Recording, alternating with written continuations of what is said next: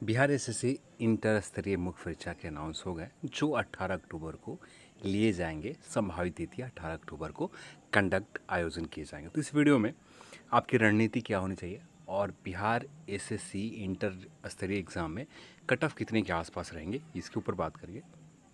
और 40 दिन में किन टॉपिक ऊपर ज़्यादा फोकस करें जिससे आप स्कोर ज़्यादा कर पाएँ और फाइनल मेरिट लिस्ट में आ पाए। इस वीडियो को मैं लाइव रिकॉर्ड करने जा रहा था, फिर भी यहाँ पर गर्मी बहुत ज़्यादा है जिसकी वजह से फ़ैन ऑफ़ करके रिकॉर्ड करने पड़ रहे हैं और ऑफ़ करने में बहुत ज़्यादा दिक्कत आ रहा है और फ़ैन ऑन करके रिकॉर्ड कर रहा हूँ तो जिससे बहुत ज़्यादा नॉइज़ रिकॉर्ड हो जा रहा है। उसे क्लियर करने के बाद भी अच्छी ऑडियो क्वालिटी नहीं आ रही, जिसकी वजह से इस वीडियो को भी मैं ऑन डिस्प्ले रिकॉर्ड कर रहा हूँ आज इस वीडियो में। उससे पहले राणा सर से माफ़ी मांगना चाहता हूँ और ना मैं अपनी गलती के ऊपर मैं यहाँ पर अपनी गलती मानता हूँ, ना किसी प्रकार के यहाँ पर जस्टिफिकेशन देना चाहता हूँ, ना कौन सही है कौन गलत है, इसे छोड़ देते हैं। क्योंकि यदि आप किसी चीज़ को जस्टिफाई करने लगते हैं तो खुद को गलती का हम छुपाते हैं। तो यहाँ पर मैं अपनी गलती को स्वीकार करता हूँ, राणा सर से माफ़ी मांगना चाहता हूँ। I am sorry sir. तो चलिए इस वीडियो को हम लोग शुरू करते हैं बिहार एसएससी इंटर स्तरीय मुख्य परीक्षा के सिलेबस के ऊपर, एग्ज़ाम के रणनीति के ऊपर और 40 दिन के स्टडी प्लान के ऊपर। चैनल पर आप नए हैं तो चैनल को पहले सब्सक्राइब कर लें, वीडियो को एक लाइक करें और दोस्तों के साथ इस वीडियो को शेयर ज़रूर करें। सबसे पहले जब भी आप रणनीति बनाएं तो यहाँ पर एक चीज़ को आपको समझना ज़रूरी है, पेपर क्या मांगता है, आपके पेपर के नेचर क्या है, ये बहुत इंपॉर्टेंट है। सेकंड जो सबसे ज़रूरी है, मैं अधिकांशतः सभी वीडियो में मैं बोलता हूँ कि आपका वीकनेस क्या है, कमज़ोर सेक्शन कौन सा सेगमेंट आपका वीक पॉइंट है और कौन सा सेगमेंट सबसे मजबूत है।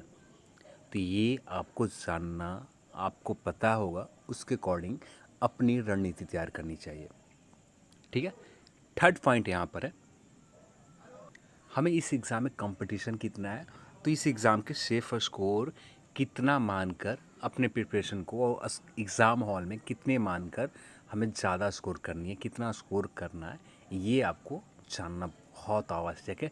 स्पेशली बिहार एसएससी इंटर स्तरीय या बिहार एसएससी सीजीएल जैसे एग्ज़ाम के लिए, ये दो एग्ज़ाम के लिए ये आपको पता होना चाहिए। आप केंद्रीय एसएससी के एग्ज़ाम देते हैं तो वहाँ पर भी आपको ये पता होना बहुत ज़रूरी है कि इसी को टारगेट रखकर आपको स्कोर करना होता है।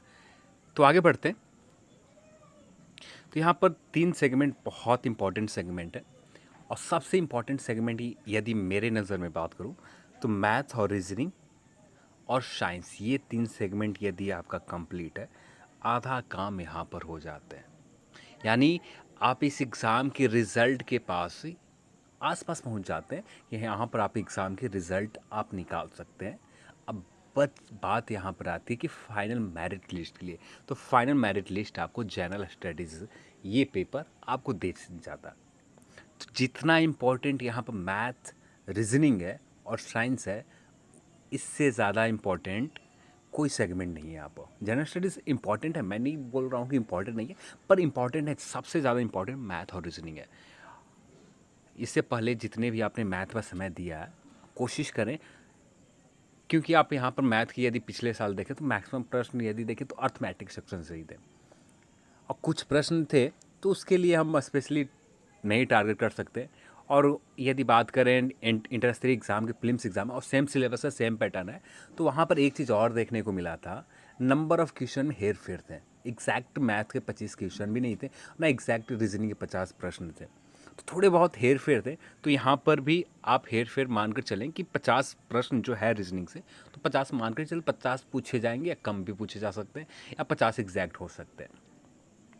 तो फर्स्ट नंबर आपको मैं कहूँगा रीजनिंग के ऊपर इतना प्रैक्टिस करें, और रीजनिंग के प्रैक्टिस करने के लिए कोई अलग से आपके पास बुक है तो ठीक है, नहीं है तो प्रैक्टिस सेट जो आप लगाते हैं, चाहे प्लेटफॉर्म के लगाएं या जिस पब्लिकेशन के लगाएं, मेरे हिसाब से प्लेटफॉर्म को यहाँ पर प्रीफर करना, बिहार एसएससी के एग्ज़ाम के लिए स्पेशली, बिहार एसएससी एग्ज़ाम के लिए स्पेशली प्लेटफॉर्म के प्रैक्टिस बुक को प्रीफर करना बहुत शानदार बुक है। स्पेशली बिहार एसएससी इंटर स्तरीय मेंस एग्ज़ाम के लिए या सीजीएल एग्ज़ाम के लिए प्लेटफॉर्म की बुक प्रीफर कर सकते हैं कि यहाँ पर क्वेश्चन की जो लेवल होते हैं ब्रॉड होते हैं, वन लाइनर ही क्वेश्चन होते हैं, वनडे एग्ज़ाम की तरह क्वेश्चन होते हैं, पर कहाँ से पूछे जाते हैं यहाँ पर एक ही चीज़ को बार बार रिवाइज हो जाते हैं, बार बार हमें एक ही प्रश्न मिलता है तो रिवाइज होते हैं।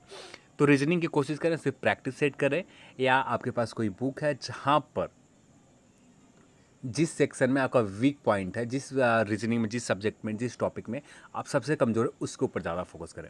बस रीजनिंग के लिए आपको यही करना, और ज़्यादा से ज़्यादा प्रैक्टिस करें, और यहाँ पर जितना स्कोर ज़्यादा कर पाएंगे जो आपको फाइनल मेरिट तक ले जाएगा।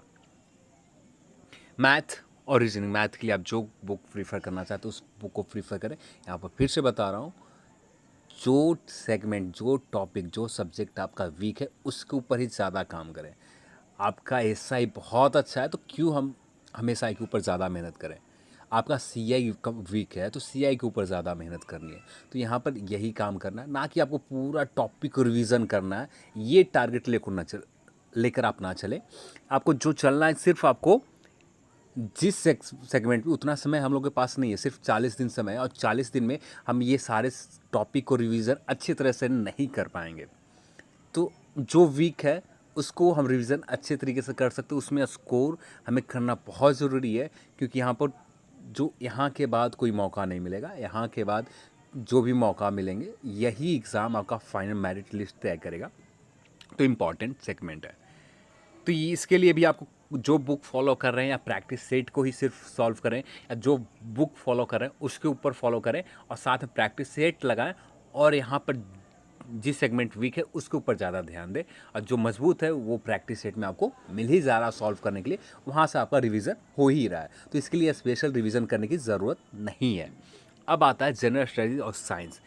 ये दो सेगमेंट यानी 75 नंबर का है, और 75 नंबर में से हमें किसी भी हालत में 50 प्लस स्कोर करने हैं, क्योंकि यहाँ से आप 40 के आसपास रीजनिंग भी ला लेते हैं, और 25 में से 15 के आसपास यहाँ भी पहुँच जाते हैं, तो 65 के आसपास यहाँ पर पहुँच जाते हैं।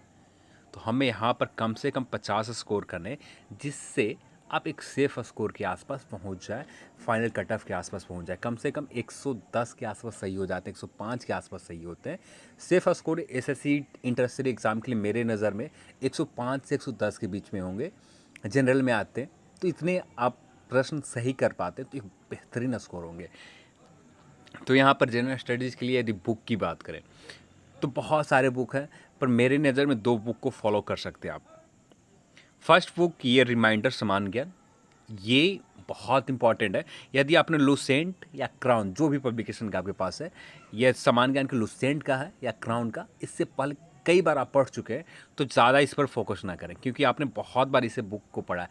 आपने अभी तक मात्र 3-4 बार पढ़ा, तो कम से कम कोशिश करें कि एक बार रिवीजन इस बुक को कर लें। उसके बाद रिमाइंडर को कम से कम एग्ज़ाम आते आते यानी 40 दिन में 2 बार रिवीजन करने की कोशिश करें। टारगेट फिक्स कर चलें, और सभी टॉपिक को डेली वाइज टारगेट यानी रोज़ाना रूटीन के टारगेट के हिसाब से चलते हैं, तो आपको यहाँ पर बहुत मुश्किल काम नहीं है कि स्कोर ज़्यादा कर पाएँ, और जो रिमाइंडर को 2 बार रिवीजन कर पाएँ। बहुत मुश्किल काम नहीं है, बहुत आसान है, पर थोड़ा सा आपको खुद को बांध कर चलना पड़ेगा। यहाँ पर खुद को डिसिप्लिन में रख कर चलना होगा, तब जाके ये 2 बार रिवीजन कर पाएंगे आप।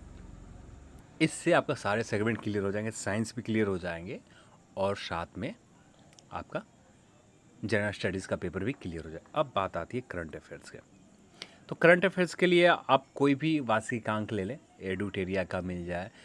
एडुटेरिया के तो अभी तक नहीं आए, शायद आपको मिल जाएंगे। स्टडी आईक्यू के अगस्त तक के शायद आ चुके हैं। नेट पर आप ढूंढेंगे तो शायद आपको मिल जाएगा, मेरे पास नहीं है, पर मैंने कहीं पर देखा था, मैंने डाउनलोड करके नहीं रखा। यदि मिल जाते हैं तो मैं अपने चैनल के ऊपर, टेलीग्राम चैनल के ऊपर डाल दूंगा, मिल जाते हैं तो स्टडी आईक्यू के करंट अफेयर्स मिल जाते हैं, या किसी और पब्लिकेशन के, स्पीडी के तो मिल जाएंगे। स्पीडी का मार्केट में भी बुक मिल जाएंगे, तो स्पीडी का आप कवर कर लें करंट अफेयर्स, और ज़्यादा फोकस नहीं करना, पर करंट अफेयर्स एक बार ओवरव्यू कम से कम 2 टाइम्स रिवीजन करके ले लें। इस बहुत इंपॉर्टेंट है, और यहाँ पर कुछ प्रश्न आपको समसामयिक घटनाक्रम से भी पूछे जाएंगे। और यहाँ पर एक चीज़ और ख्याल रखें, तो यहाँ पर सभी जगह से मिक्स प्रश्न आते हैं, तो कोई पर्टिकुलर टॉपिक के ऊपर ज़्यादा मेहनत करें या ना करें, ऐसा कुछ नहीं है। यहाँ पर कुछ भी, जैसे बिहार एसआई में देखें तो बिहार एसआई की सिलेबस पैटर्न लगातार फॉलो किए जा रहे एक ही पैटर्न पर, पर एसएससी के साथ ऐसा नहीं है। एसएससी के साथ हर बार बदलते रहते, तो कोई भी इसका पैटर्न निश्चित नहीं है कि यहाँ से ही प्रश्न पूछे जाएंगे। तो यहाँ पर थोड़ा सा हमें ज़्यादा मेहनत करने होंगे। और ये 2 बुक समान अध्ययन के लिए, एक वन लाइनर है और सेकंड जो है एक बुक है, आपको कॉन्सेप्ट भी थोड़े से क्लियर करेंगे। अब ये तो आप मेरे नज़र में 2014 में आपने फॉर्म फिलअप किया है, तो इसके बाद कम से कम 4-5 बार तो आपने पढ़ चुका होगा। लुसेंट या क्राउन पब्लिकेशन, जो बुक आपने रखा दोनों में से कोई भी आप पढ़ चुके होंगे, तो ज़्यादा मेहनत करने की ज़रूरत नहीं है। तो यहाँ पर अभी बहुत सारे बुक हैं, सबको नहीं प्रीफर कर सकते। यहाँ पर जो ज़्यादा मेरे नज़र में इम्पोर्टेंट लगा इस एग्ज़ाम को देखते हुए, इस एग्ज़ाम के प्रश्न पत्र को, नेचर को देखें, तो ये 2 बुक हमें बहुत मददगार साबित होंगे एग्ज़ाम के पॉइंट ऑफ व्यू से। ये 2 बुक आपको फाइनल मेरिट तक पहुँचा सकता है, ईज़िली पहुँचा सकता है, यदि रीजनिंग और मैथ आपका बहुत स्ट्रॉन्ग है। यदि आप यहाँ पर वीक हैं तो जनरल स्टडीज़ और जनरल साइंस में कितना भी आप मेहनत करें, 75 में 50 के आसपास, 60 के आसपास ही आप सही कर पाएंगे। इससे ज़्यादा सही करना जनरल स्टडीज़ में बहुत मुश्किल काम है, पर मैथ और रीजनिंग में आप 60 के आसपास इजीली सही कर सकते हैं। 60 प्रश्न के आसपास, 55 प्रश्न के आसपास आप आसानी से सही कर सकते हैं, जो आपको मददगार हो सकता है। तो यहाँ पर यही करें। अब ये 2 बुक ऑफ रिवीजन करें, मैथ और रीजनिंग की जितना हो सके प्रैक्टिस करें, और यही आपके लिए सही रहेगा इस एग्ज़ाम के लिए। तो चलो, आज की इस वीडियो में इतना ही। इस वीडियो को देखने के लिए आप सभी को बहुत बहुत धन्यवाद। जय हिंद, जय भारत।